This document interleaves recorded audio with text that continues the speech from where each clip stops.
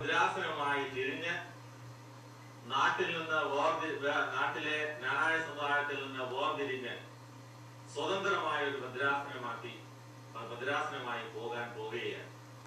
ഇതാണ് ആ വലിയ കിംവദന്തി.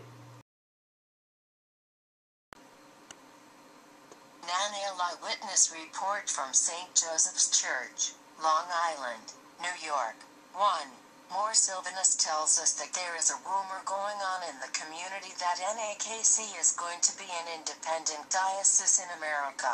All indications starting from the day Moore Sylvanus set foot in America is toward that goal of an independent American diocese. For example, why did Moore Sylvanus try to establish in the U.S. courts in Massachusetts and Pennsylvania that NAKD is an independent diocese incorporated in Boston since 1992, and why did he hit the fact that both the Patriarch Zachariah was of blessed memory and the late lamented Moore Clemens Metropolitan had asked the NAKC officials in 1998 to dismantle NAKD? Why did Moore Sylvanus hit the fact that since 1998 NAKC never used the name NAKD for any practical purposes or in any of the official correspondences, and always used the term DOB or doing business as NAKC? Even last Sunday Moore Sylvanus blamed others for not dismantling the NAKD.